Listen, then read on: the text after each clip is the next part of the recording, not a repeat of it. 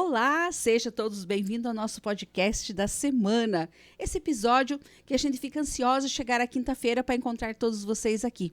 Toda semana nós encontramos as nossas mulheres sendo protagonista do seu dia a dia. E o podcast dessa semana traz para você convidadas especiais como todos que já passaram aqui, mas toda semana ela traz uma que se destaca ainda mais. Hoje nós vamos além ainda, nós vamos falar com a doutora. Mas doutora em o quê? Você já imaginou? Já parou para pensar o que é ser doutora? E essa doutora hoje, ela é de Laranjeiras do Sul, hoje atualmente. Nós vamos conhecer ela, saber se ela nasceu em Laranjeiras ou não. É doutora na área de administração. É com vocês, Joyce Fabrício. Seja bem-vindo, Joyce, ao nosso podcast da semana. É uma honra ter você no nosso podcast contando tudo sobre essa mulher espetacular que você é. Seja bem-vinda. Obrigada, Regi. Obrigada. Meus cumprimentos a todos aqui que acompanham o seu podcast. Eu sou fã também e agradeço a oportunidade de estar aqui para a gente conversar um pouco. Nós agradecemos de estar aqui porque a gente conhece o trabalho que é da doutora em administração. E para chegar a ser doutora, ela passou muitos trabalhos, muita área que você atuou e sendo cada vez destaque. E vale lembrar a você que está nos assistindo aí, chama a tua família, traz o seu chimarrão, liga no nosso canal do YouTube, no podcast Fala Mulheres, se inscreve lá e manda direct para teus amigos e diz, hoje nós temos a Joyce, junto com a Regi, contando tudo sobre o que as mulheres apresentam e são protagonistas do seu dia a dia na vida de cada uma, que pode interferir sim no teu dia a dia, ajudar sempre somando. Então o objetivo do nosso podcast é esse, dando vez e voz às mulheres e sendo destaque na nossa região, aonde nosso podcast chega, que ele vai longe já, Joyce. Então vamos lá, Joyce, conta de onde que você é, doutora em administração, mas é palestrante, proprietária do jornal Correio.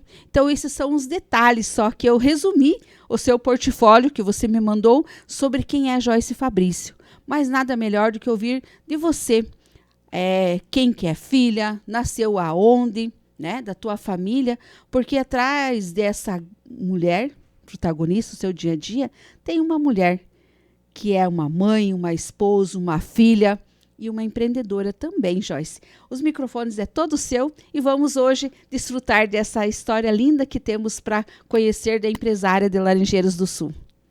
Então, a gente já se conhece há tanto tempo, né? E eu acho que uma parte da minha história você, inclusive, acompanhou, Sim. né? Coisa aí de 20 anos a gente empurrando carro juntos, se você for lembrar. Mas, assim, eu gosto de contar as minhas origens para dizer assim, às vezes a gente tem a sorte de começar de um lugar privilegiado, com uma família muito estruturada, às vezes financeiramente ok, equilibrado, né? E que bom quem pode contar com isso. E às vezes você começa, às vezes eu brinco assim, né? Se a vida é uma corrida de 1.000 metros, às vezes a gente começa a 100 atrás da barreira. Então as condições não são iguais para todo mundo e talvez até por isso que a gente se obrigue a se desenvolver, né? E eu sou de uma família muito humilde, eu nasci em 2 vizinhos, e eu sou a primeira filha da minha mãe, no caso, que ela já foi mãe muito jovem, com 17 anos, né? Então, a gente que já tem filho, que já passou dessa idade, fala, meu Deus, o que uma criança com 17 anos vai ser mãe?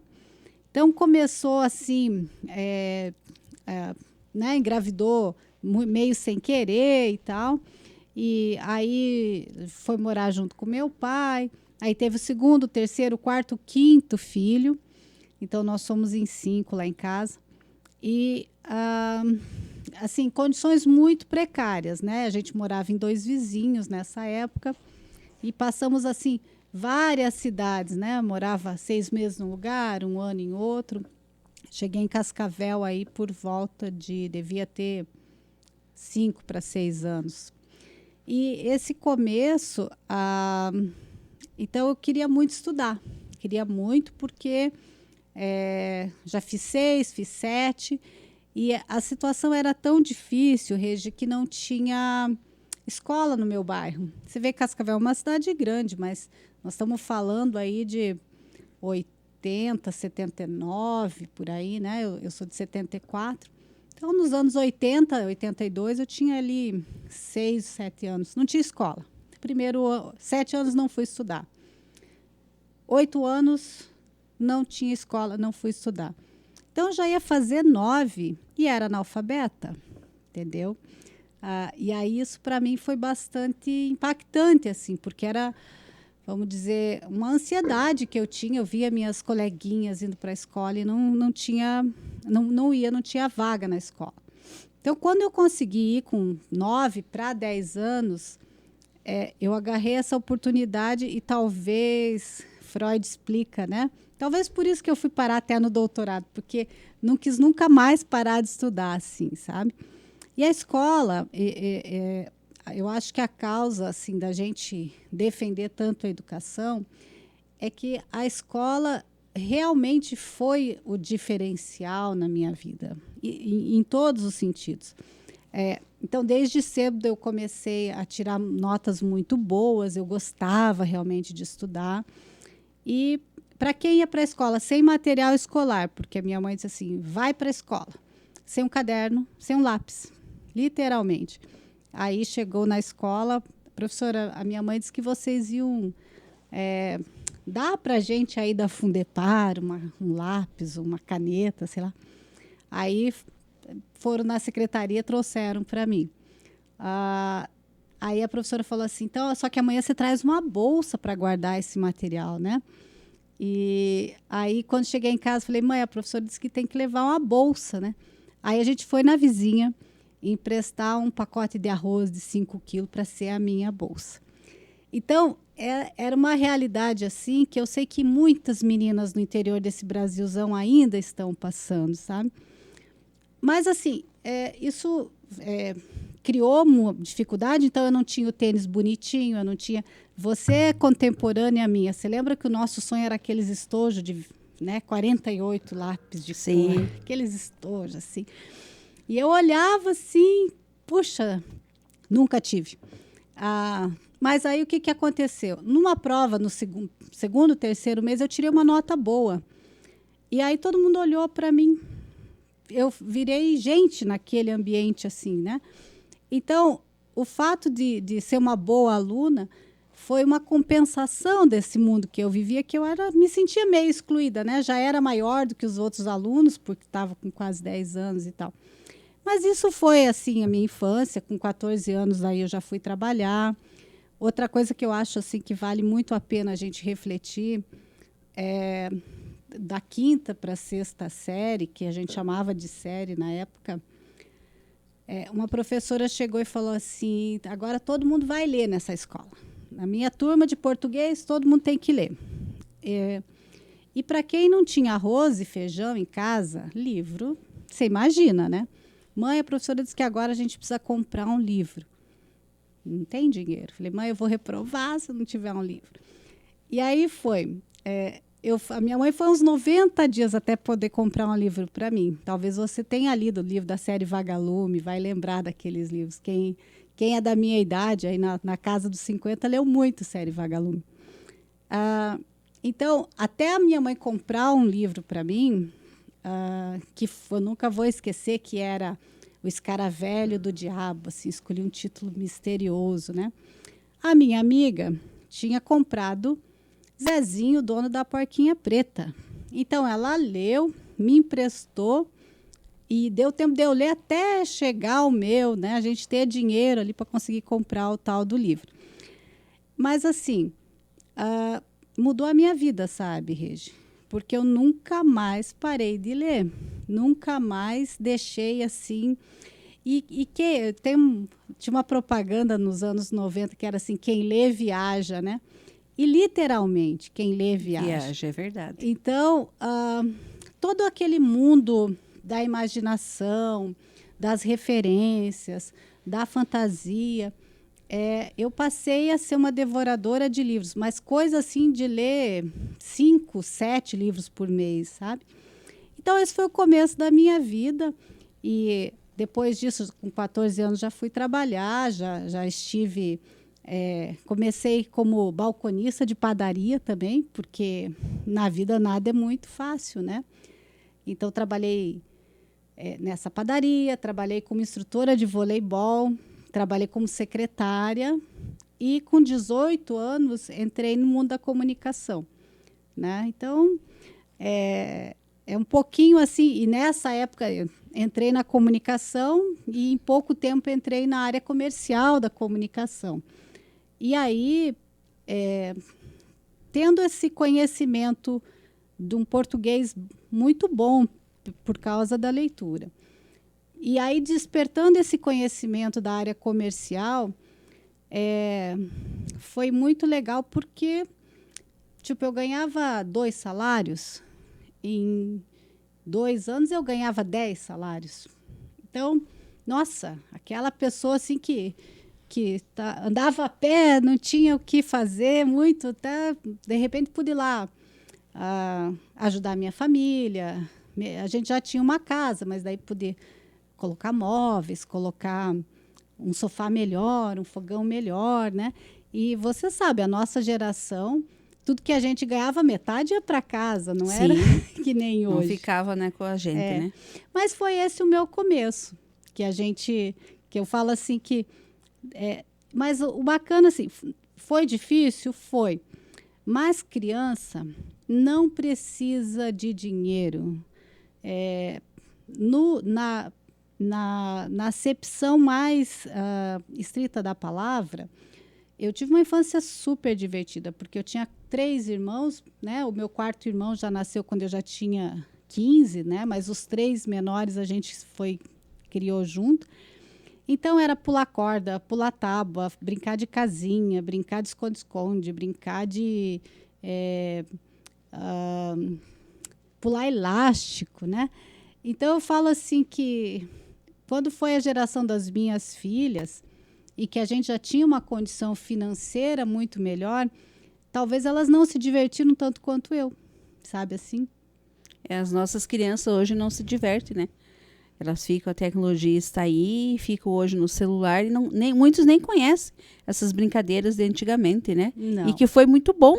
Com certeza, isso foi dar um condicionamento físico para a gente até hoje, porque quando eu conto que eu trabalho e estudo desde que eu me entendo por gente, para poder fazer essas coisas aí que você falou do meu currículo, o pessoal dá risada, né? Porque, como assim? Quem que aguenta trabalhar das 8 às 5 e ir para a faculdade das 7 até às 11 da noite? A gente aguentava, até porque não tinha muita opção.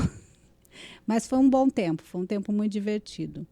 E quando você começou o jornal, né? Eu lembro dessa época, quando você chegou, começou o jornal, a Joyce andava com Fiat 147, 1998, na implantação do jornal, do Conselho da Mulher Empresária, nós se reunia na CIUS, ela estava lá, e muitas vezes nós empurramos o Fiat 147, né? Sim. E quantas vezes? Se esfriasse, era álcool aquele carro. Então não esquentava e nós estávamos lá empurrando. Então, quando eu falo que o ser humano ele tem que ter um propósito de vida e um planejamento do que você quer, senão você não sabe onde você vai chegar. Em 1998, lá nós estávamos com planejamento. Você no Jornal Correio, eu com a minha empresa, né, agência de emprego que eu tinha naquela época, e a gente montou, junto com mais outras 20 e poucas mulheres, o Conselho da Mulher em Laranjeiras, a mulher empresária. Então, desde aquela época, a gente já tinha um propósito de a nossa bandeira, a causa pelas mulheres, de chegar e dizer, nós temos uma bandeira para você falar que a mulher é protagonista e ela pode chegar onde ela quiser. E a prova disso está aí, do teu trabalho, que você se tornou doutora em administração, com todo de um pacote de arroz que você foi sendo para ir para a escola, ele não tem impedido de você ser a doutora hoje, de você andar com uma bolsa do quem você quiser, da marca que você quiser, porque você conquistou isso. Então, falando do Jornal Correio, como você chegou, de que forma. Aqui eu só coloquei uns detalhes aqui, mas eu quero ver de você. a protagonista do jornal Correio do Povo em Laranjeiras do Sul, que já temos há muitos anos, e é toda essa tua trajetória como a empresária na área da comunicação. O jornal, ele tem uma história muito interessante, né? O jornal, ele precede a minha chegada em Laranjeiras do Sul, porque, por exemplo, em setembro, a gente já vai fazer 35 anos de como marca, né? Então, quando eu cheguei aqui em dezembro de 96 para 97, eu acho, 97, o jornal era o porta-mala do meu Fiat 147 e era uma salinha alugada ali, né? E assim, então como é que a gente veio parar aqui? Eu casei com a Ademir em Cascavel, a minha filha mais velha nasceu, ela já fez 29 anos esse ano, e ela tinha 3 meses. Então, e eu tinha um emprego muito bom em Cascavel, como eu disse, já na área de comunicação, já trabalhava em 2 jornais e tal. Assim, era uma vida confortável.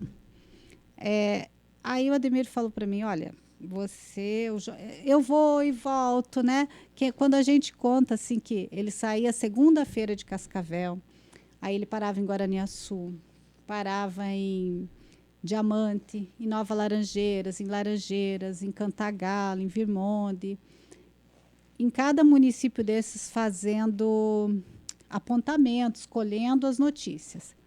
Voltava, então tipo segunda e terça e quarta ele ficava aqui.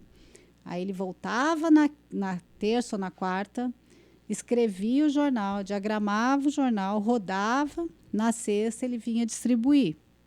Na segunda começava de novo. Era tão artesanal e tão difícil que hoje a gente não teria coragem, né? Mas assim, minha filha nasceu e aí ele começou a me pressionar, assim. Você vai criar uma filha sem pai, porque eu, né, tô indo e tô voltando toda semana, você vai ficar sozinha a semana inteira. Aí eu passei a gravidez pensando nisso. Quando ela nasceu em agosto, falei, tá, então vamos, pedir demissão no meu emprego lá. E aí começamos a vir procurar casa, procurar lugar, né? Então, em dezembro daquele ano, eu me mudei para cá. E era assim, o jornal era um sonho, era uma marca, ele tinha ali 2 ou 3 municípios que ele tinha contrato, mas eu peguei o jornal numa situação assim, já muito delicada. Tipo, tinha uma boa soma para receber, mas devia uns par de contas e a coisa não fechava, né? Então, tinha que fazer gestão, né? Tinha que começar de algum ponto. E aí a gente começou muito pé no chão, que essa é uma característica minha. Eu já tinha feito assistente de administração em Cascavel, no ensino médio. Eu tinha começado a faculdade de administração na UniOeste. Aí, quando engravidei, resolvi parar, porque tinha questões assim de ter cuidado com a gravidez e tal. Então, foi esse começo. Mas não chegar aqui e botar banca, né? Eu tinha uma intuição que é assim, eu não quero chegar aparecendo, eu quero começar devagar. Então, o jornal começou comigo, né, vamos dizer, na minha gestão, na garagem da minha casa, que você chegou a conhecer ali aqui na 7, né, ali em cima. Foi esse o início, assim, foi assim que eu vim parar em Laranjeiras. Então, assim, para todas, quando você tem um planejamento, tem ação, você começa. E foi que a Joyce começou há 35 anos, né? 30, porque o jornal já tinha 5 de ida e volta. Né? A gestão dela no jornal Correio do Povo. Mas, além do jornal Correio do Povo, a Joyce também é professora, é palestrante e continua estudando. E ela é conselheira também na área do Conselho de Administração do Paraná. Né? Isso. E então, eu quero que você fale para nós, Joyce, todas essas... A professora, a palestrante, a conselheira, né? A administração, ela envolve todo um contexto hoje da sua forma de você trabalhar. Sem administração, você não consegue. Né? Com então, certeza. sendo essa administradora que você é, doutora nessa área, para nós passar todas essas bagagens de informação que tem aí, porque há muitas, né? Olha, a gente nunca para de aprender. Então, o que acontece? Quando vim para cá, como eu disse, eu tinha deixado um curso de administração logo no começo, né? E por muitas idas e vindas, eu com uma filha pequena, assim, uma coisa que é importante falar para as mulheres, para os meninos também, né?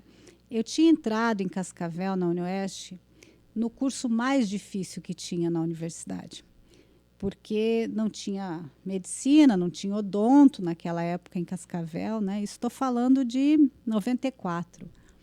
Então, a administração era o curso mais concorrido, 13 por 1, eu ainda me lembro, né?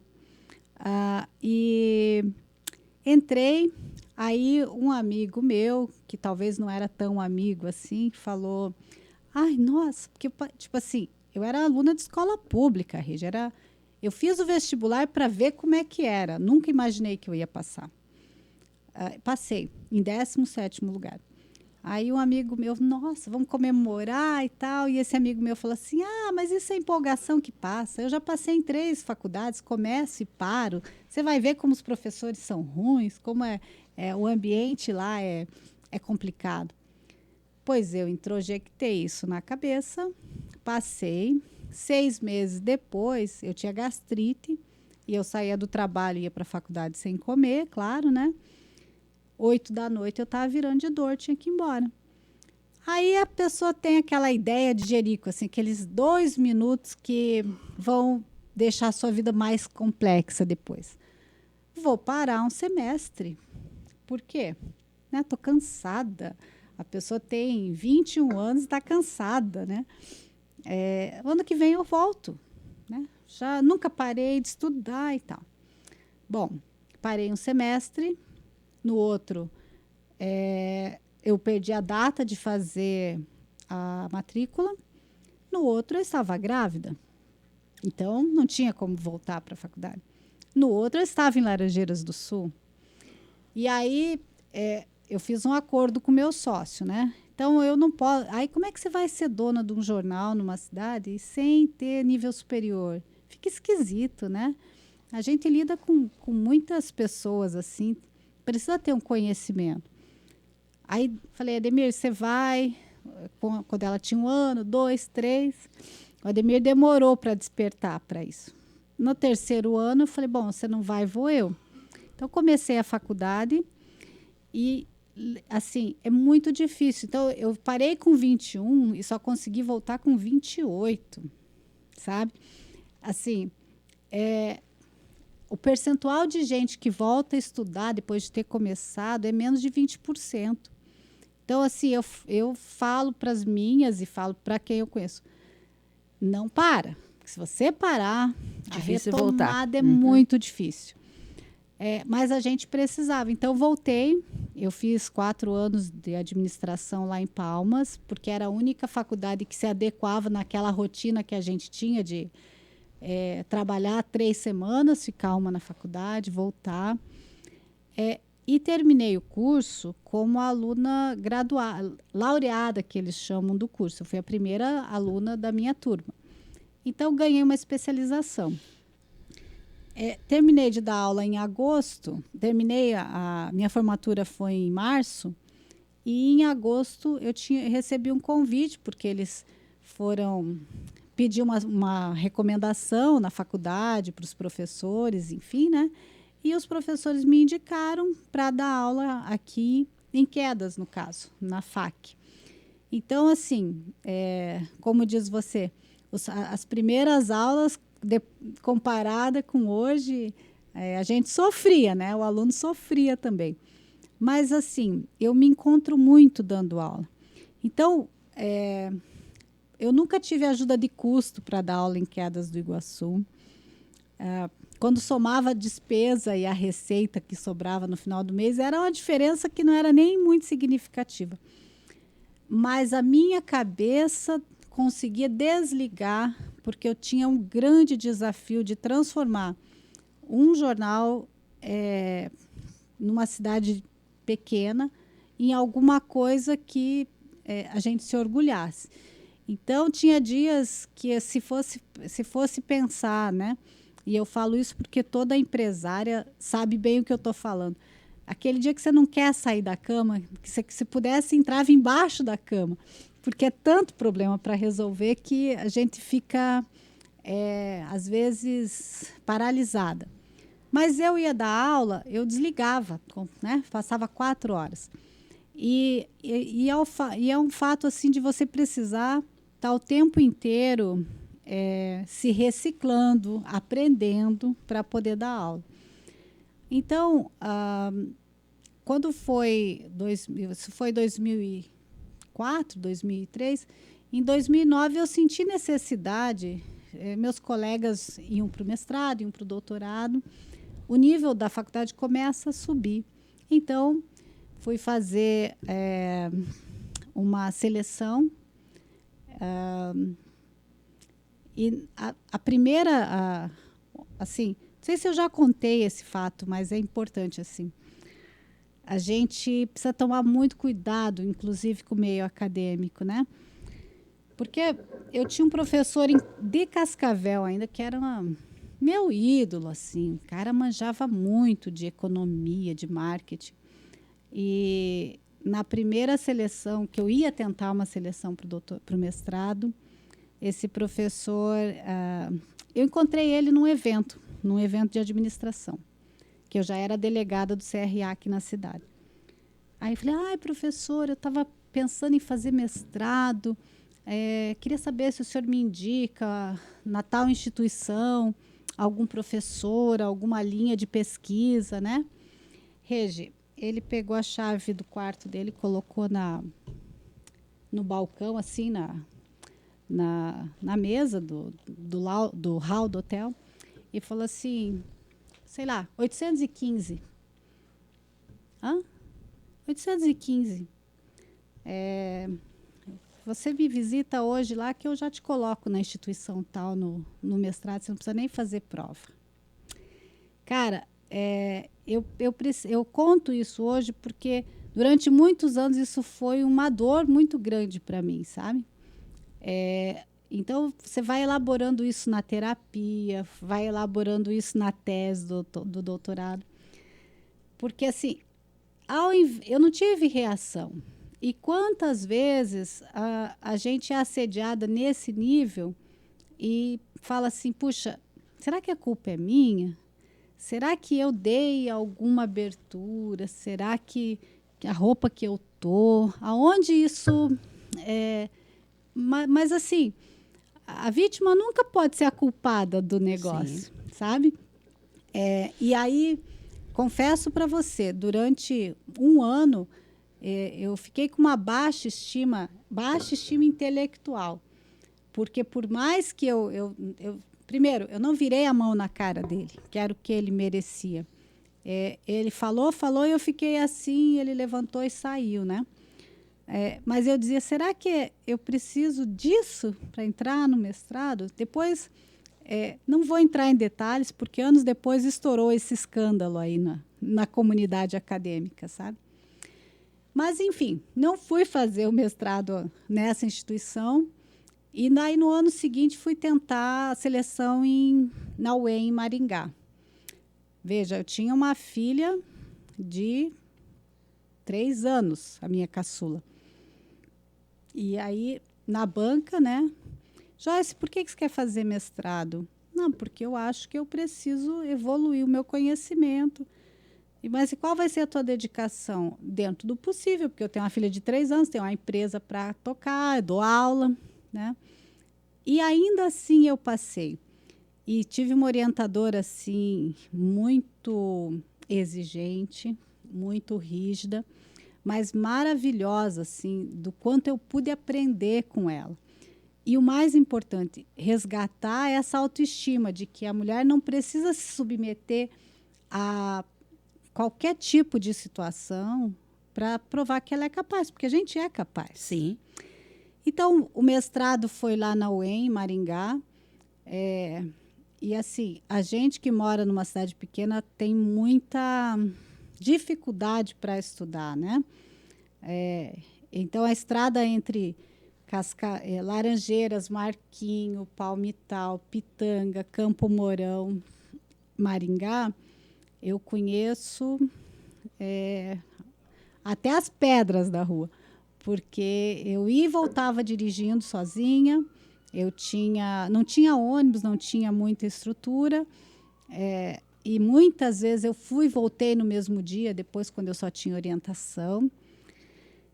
Então foi uma época que exigiu muito de mim. E você vem de uma instituição particular, fazer mestrado numa instituição pública e ainda assim trabalhando num jornal. Uma filha pequena. Uma filha pequena, uma situação, mas na própria faculdade, na própria universidade, né? Que a UEM é maravilhosa, mas ela é muito exigente. Então, o fato de trabalhar no jornal, eu era meio proscrita, assim, sabe? Muitos falavam assim, você não vai saber escrever artigo acadêmico, você sabe escrever para jornal. E jornal é uma literatura rasa, né? Quando a academia olha, assim, para os nossos textos. Então, foi bastante desafiador, sabe? E o mais complicado, assim, que também coisas que a gente só lembra depois. Eu quase surtei um dia, porque no mesmo mês, em setembro de 2011, eu terminei o mestrado, eu passei o jornal a diário e eu terminei a minha casa que eu estava construindo. Então, teve um dia que eu estava voltando de Maringá, uma noite, assim, e por, sei lá, 3 segundos, eu não sabia onde eu estava.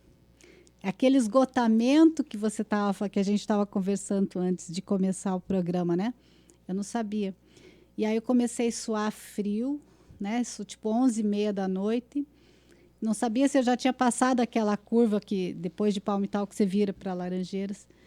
Eu tive que voltar assim uns 30 quilômetros até achar um ponto de referência, porque se eu fosse para frente e eu já tivesse passado, eu ia dar lá em Laranjal. E se eu não tivesse passado, eu tinha que me localizar, simplesmente, sabe?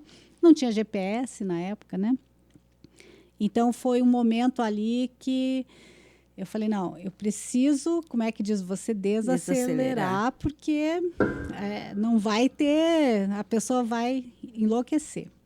Então, quando eu fui fazer o doutorado aí em 2017 para 18 que eu comecei, foi muito mais tranquilo, entendeu? Porque tudo que eu sofri no mestrado, eu já tinha aquela experiência, aquela cancha, eu já sabia escrever artigo, eu já tinha publicado vários trabalhos.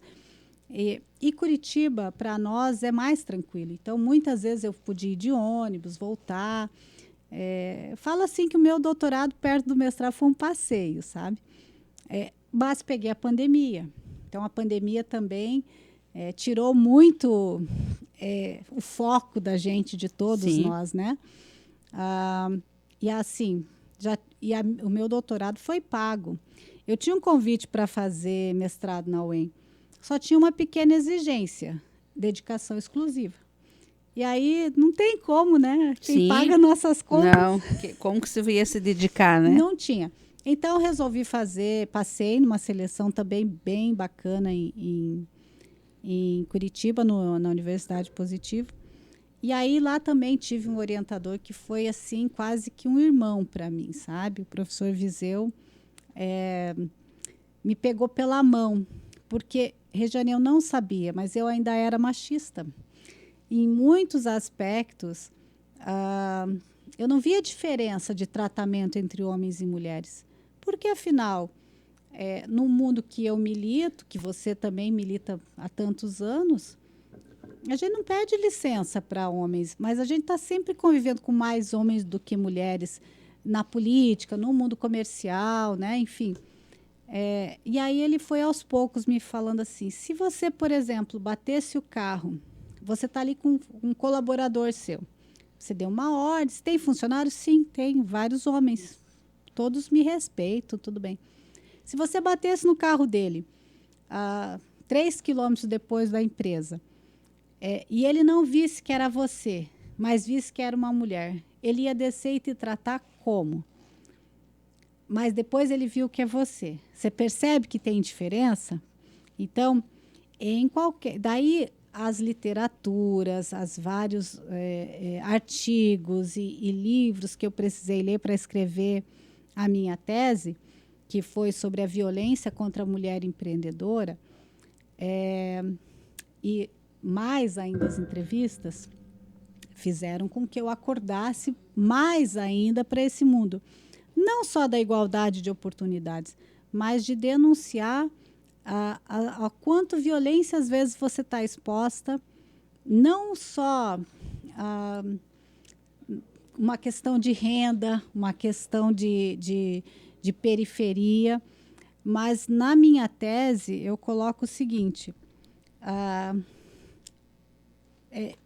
quando a gente pega a teoria freudiana, psicanalítica, se você, quanto mais uma mulher se destaca dentro do empreendedorismo, como dona do seu negócio, ela pode despertar no homem um sentimento que é de competição, entende? Sim. E ela fica, o homem também no nível inconsciente, muitas vezes, vai rejeitar essa mulher e vai começar a desqualificá-la. E é muito complexo, porque isso está muito dentro da nossa cultura. Então, por isso que a gente precisa, assim, ter todo um cuidado, né? E aí, nas entrevistas, eu descobri o quantas mulheres, vou dizer, bem-nascidas, muito bem resolvidas, que sofreram esse tipo de violência. Às vezes dos colegas, do sócio, mas muitas vezes do pai e do marido, sabe? Então, assim, é maravilhoso, é fascinante o mundo da pesquisa acadêmica, o mundo das discussões em termos de poder visibilizar isso, porque às vezes, como aconteceu comigo naquele episódio, a gente se sente tão sozinha, né? Sim. A gente se sente tão isolada que, puxa, mas só comigo que acontece isso? Não, acontece com muitas mulheres. Então, é muito bacana, sim, mas eu digo que, não digo que hoje estudar é para todo mundo. Como eu tinha e tenho uma carreira acadêmica, para mim era vital chegar no doutorado. Mas aí queria te contar um episódio que eu chamo da noite escura da alma, né? Do meu caso. Na pandemia, chegou o momento que eu travei, porque tinha todas... Não sei por quê, todo mundo viveu o mesmo drama. Mas eu já tinha pago, assim, já tinha acabado de pagar as mensalidades, 48 parcelas do doutorado. Estava escrevendo a tese e não ia. E não era mais falta de tempo. Então, eu tentava escrever em casa, tentava escrever no jornal, ia para a biblioteca da UFES, ia para a biblioteca da Uninter. Sou grata a todo mundo me abria espaço para ver se eu desenvolvia. E estava muito difícil. Todo mundo que fez doutorado, pelo menos uma boa parte, sabe do que eu estou falando, porque passa por isso. Aí um dia eu dobrei o joelho e falei, Deus, se eu passar nesse doutorado, eu vou fazer uma promessa aqui, eu vou fazer o caminho de Santiago para agradecer você e tal. E também por isso, mas enfim, eu terminei. Então, às vezes a gente tem que ter humildade de pedir ajuda divina, sabe? Sim. Porque era impossível na minha cabeça eu gastar o que eu tinha gasto para fazer um doutorado e daí não terminar. Não consegui terminar. Mas depois na viagem assim foi muito legal. Eu me senti muito conectada com essa energia divina, assim. A gente precisa, né? A Sempre. energia divina, ela a gente tem tanto para se falar quando você fala do teu doutorado, que você fez as entrevistas falando das mulheres, do machismo, né? Uhum. A gente vive hoje o machismo diariamente. Eu sempre falo para todos, o machismo, ele está desde o fato de quando o homem altera a voz com a gente. E que a gente retém muitas alterações de voz. Em todos os lugares, em todos os âmbitos que a gente vá, a gente recebe essas alterações de voz. E te dá uma dor, muitas vezes, que você não sabe de onde que você tira a força para você conseguir suprir tudo isso. Porque o machismo existe dentro da tua casa, em tudo, porque é cultural isso. E nós temos que ser a protagonista do nosso dia a dia e desvendar isso. E dizer, vamos parar, como você falou. Você sofreu para você escrever o teu artigo, porque você achava que era só você também. Precisou da luz divina para que isso. E a gente precisa da luz divina em todos os lugares. Então, para que é uma história apaixonante que a gente fica aqui conectado, ouvindo, porque ela é emocionante. Ela dá mais que um livro, uma experiência de você passar para outras pessoas que estão nos assistindo. Você que tem desafios, que enfrenta todos os dias algo que você pensa que está sozinha, mas você não está sozinha. Todos nós trazemos no nosso DNA, do nosso ser, a essência das mulheres, da conquista. A gente conquistou muito, né, Joyce? Mas temos muito para conquistar. E hoje nós conversando com a Joyce, a doutora Joyce Fabrício, proprietária do Jornal Correio em Laranjeiras do Sul, ela traz toda essa característica de nós entendermos que as mulheres têm que sair, sim. O teu planejamento, o teu projeto, que eu sempre falo, Joyce, fica engavetado. Porque a gente se dedica à família. E o teu projeto de vida deixa engavetado. Mas é hora de você tirar esse projeto de vida e levar e ter o conhecimento e exemplo de outras mulheres que relatam suas histórias. Então, quando eu percebi, me dei conta de que essa história de conciliar historinha da carochinha para a gente ficar com mais sobrecarga ainda, eu chamei ele, tivemos longas conversas e dividimos de uma forma mais equitativa os serviços domésticos, os cuidados com as filhas, enfim, né? E também, claro, porque ele é uma pessoa muito esclarecida. Então, a partir do momento que eu fui colocando para ele os porquês, muitas vezes ele me disse assim, mas você nunca falou que queria que eu cozinhasse. Se você falasse, eu né, vou ajudar. Já tinha cozinhado. Eu já tinha cozinhado. Mas, assim, então, assim, e aí eu falo isso porque eu tenho uma colega em Guarapuava que é doutora também na área de linguística e tal. E eu tinha convidado ela para dar uma palestra em Curitiba, né? E aí ela falou, nesse dia eu não posso, porque eu fui mãe agora recente e a minha filha vai ao médico nesse dia e eu sou dessas mães. Eu vou levar, eu vou buscar, sou eu que converso com o médico e tá, né? Essa minha. Então, eu falo isso por quê? Porque somos nós mulheres que construímos as nossas prisões. Não é que você não pode levar o seu filho no médico. Ótimo. Mas assim, ela é só a sua filha, né? É só você a responsável, porque as estatísticas dizem isso, Regi, que a gente é mulher e faz todo um esforço de manter mulheres nas empresas. Eu sei porque você sempre deu oportunidade e eu também. Agora, você sabe quanto, se de cada 10 vezes que tem que levar um filho no médico, o homem leva 25%, a mulher leva 75%. É sempre a mulher que falta ao trabalho para levar o filho no médico. Se você olhar isso do ponto de vista de uma empresa, ela vai faltar 3 vezes mais do que um homem. Então, se a empresa coloca isso como a gravidez, que às vezes a gente pode ficar mais sensível, a licença maternidade, se você pôr tudo isso na conta, muito empresário que não tem uma cabeça mais aberta vai dizer assim, vou contratar homem, me incomoda menos. Então foi um grande aprendizado e é o que eu tenho muitas vezes compartilhado nas minhas falas aí Brasil afora, de dizer muito isso para as mulheres, olha, refaça o seu contrato nupcial, seu contrato de casamento, porque se você quiser conciliar tudo, se puxando para você todas as tarefas, principalmente de casa, é humanamente impossível. Você vai viver esgotada, né? E também no sentido da educação, do exemplo que a gente dá para as nossas filhas. Porque eu vou dizer assim, ó, todos nós vamos traumatizar os filhos. É impossível crescer sem algum tipo de trauma.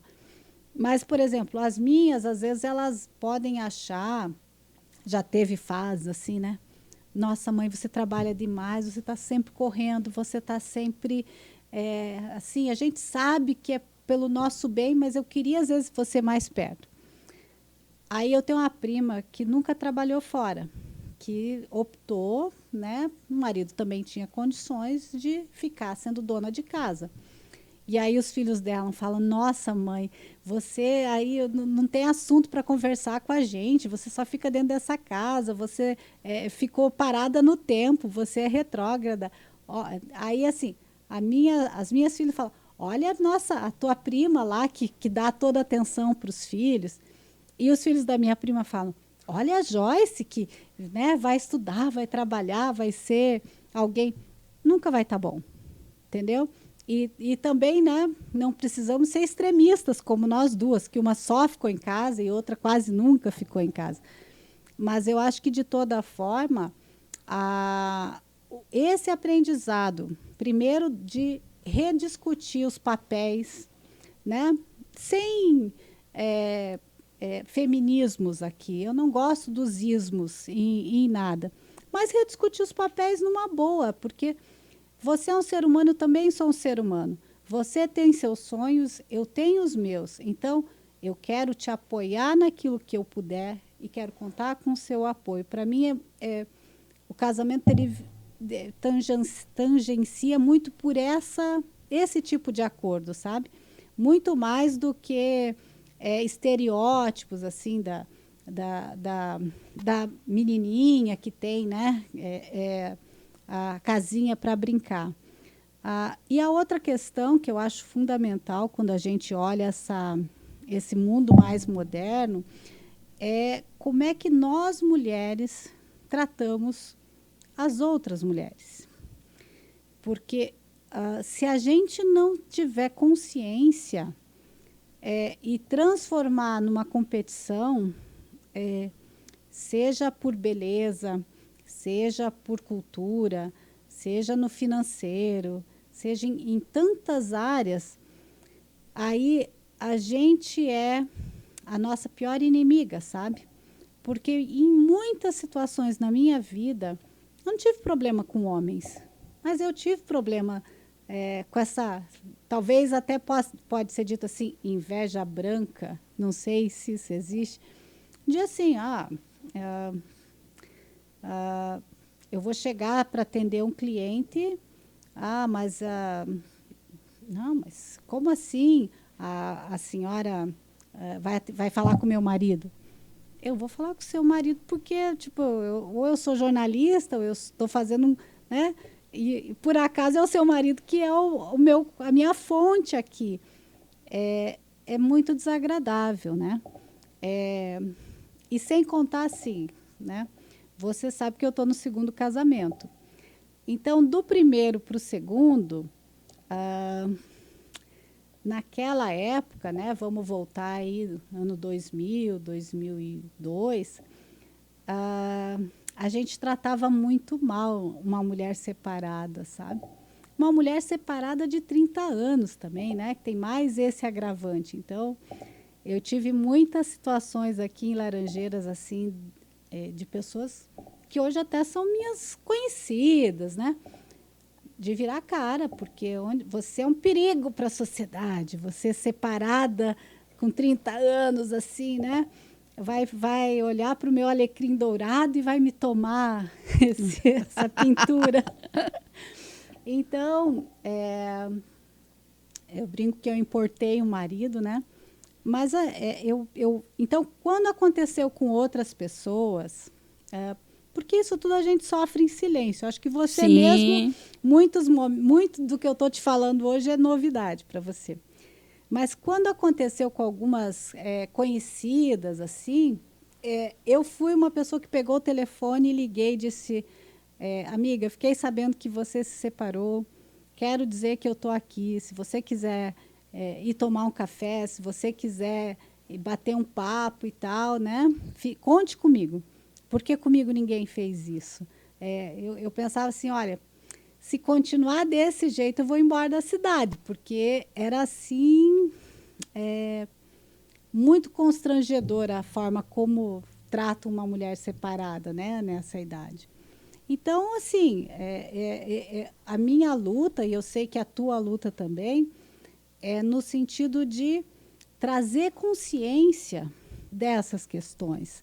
Primeiro, assim, que a gente, como mulher, tem uma capacidade, tanto quanto qualquer homem, assim como um homem também tem uma capacidade de talvez ser o que ele quiser hoje em dia, né? No mundo tanto corporativo como colaborador, tanto como áreas que eram predominantemente femininas, né?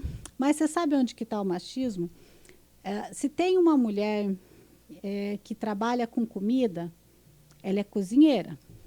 Se tem um homem que trabalha com comida, ele é chefe.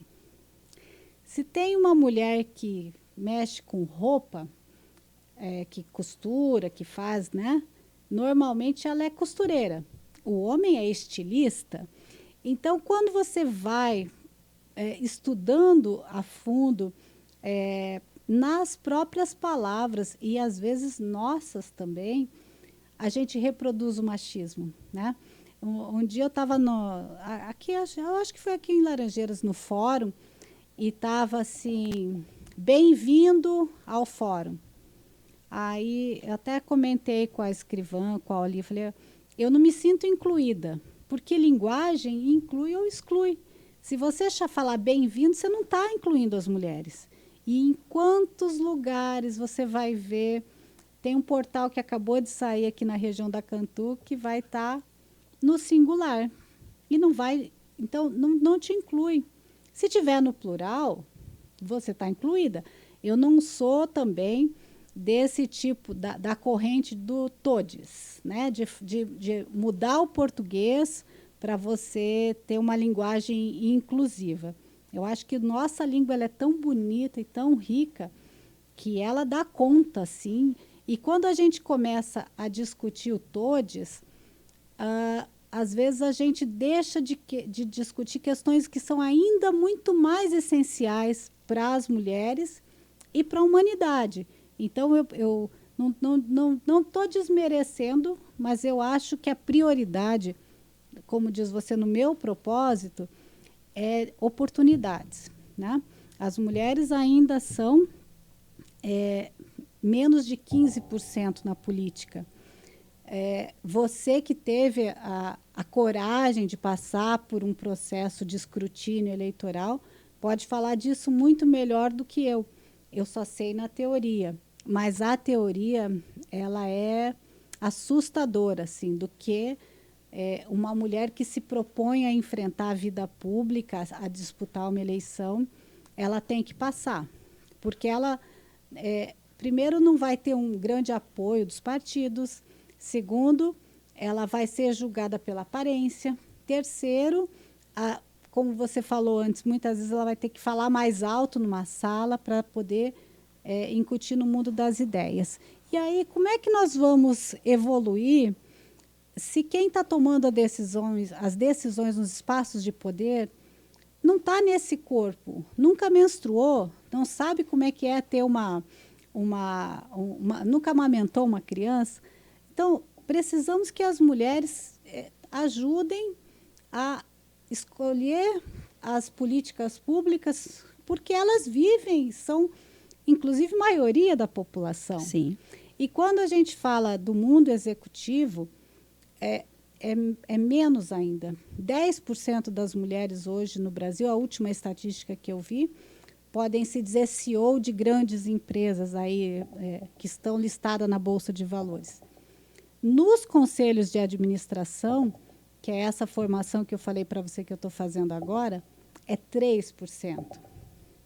Então, você vê assim, né? Uma das teorias da administração, do empreendedorismo feminino chama de teto de vidro, porque a mulher ela é maioria na educação, nos bancos escolares, no nível médio, até na graduação. Tem mais mulheres do que homens. Quando você passa tanto para mestrado, doutorado, em algumas áreas tem muitas, mas na hora de poder de decisão, de espaços de liderança, são raras, porque parece que ela chega numa barreira ali e é um teto de vidro que você não consegue identificar, mas ela não consegue ultrapassar. Então, assim, sem ser xiita, sem ser machista, e existe um programa que talvez você já tenha ouvido falar, que chama He for She, que é eles por elas. E eu acho encantador, sabe? Porque quando você encontra homens que entendem que essa percepção de que ter mais mulheres nos espaços de poder é bom para eles, é bom para a humanidade, pela diversidade de pensamento, pela atenção aos detalhes e simplesmente pelo direito de estar lá, é muito gostoso fazer esse trabalho. Então, assim, os homens que puderem ingressar nesse movimento são sempre muito bem-vindos. Joyce, eu quero te agradecer por você participar do nosso podcast, de trazer abrir a sua história de vida e sendo exemplo e protagonista para muitas outras também. Nós temos muito o que falar. Nós precisamos chegar até as mulheres que estão nos assistindo para que leve para vocês aí muita palavra de otimismo, de não desanimar, porque a gente tem horas, dá um branco, dá vontade de você parar. Em todos os setores a gente lê isso, a gente vê. Essa semana ainda eu via várias mulheres que estão à frente de algo que dá vontade de pegar minha sacola e ir para casa, né? Tem horas que dá vontade de você parar tudo e o que eu estou fazendo aqui. Mas é assim mesmo. E nós não podemos parar. Nós temos que levantar a cabeça e dizer, eu posso, eu consigo, eu não estou sozinha. Joyce, eu quero a tua mensagem final. Para todas as nossas mulheres, aos nossos internautas, as famílias que estão nos assistindo, uma mensagem que feche a tua história de vida, a história da Joyce, e que é linda, e que é para você também aí, no teu despertar, as nossas jovens que estão nas faculdades, para não desistir, que vai dar mesmo esse branco, que vai dar vontade de você dizer assim, quero pegar minha sacola e voltar para casa, mas o mais importante é nós ser mulher. Eu tenho orgulho de ser mulher. Eu digo assim, eu tenho orgulho de dizer, eu tenho a minha família, eu sou mãe de fulana, eu fiz isso, eu tenho a gestão do que é onde eu trabalhei, eu criei isso. Então, assim, é com orgulho que a gente fala, porque só nós podemos fazer. Porque é muito fácil a gente criticar. Coisa mais fácil que tem na vida é nós criticarmos algo. Mas ser gestora, ser protagonista e dizer, eu criei, eu fiz, é para poucas. E que essas poucas tenham esse orgulho de dizer, eu sou quem eu sou. Ninguém vai te rotular, ninguém vai ser. É você que vai fazer quem você é. Então é isso que a gente quer. A mensagem final, 3 palavras que resumem a Joyce Fabrício. Eu quero também que você, sendo doutora na área de administração, eu sempre faço a pergunta, a cidade do futuro, nós precisamos falar, e um conteúdo para você indicar para o pessoal no final de semana, além de assistir o nosso podcast também. Então, bem rapidinho aí, com todas essas informações a vocês aí, no despertar, no falar, no dizer assim. E assim, eu fiquei muito feliz de ter você aqui, relatando todo esse teu trabalho que você faz, essa pesquisa que você fez na faculdade, voltada às mulheres empreendedoras. Isso é muito importante e que muitos não conheciam, não sabiam desse trabalho que você desenvolve. E é isso, é o exemplo, o protagonismo mesmo do nosso dia a dia e sendo o farol para muitas outras.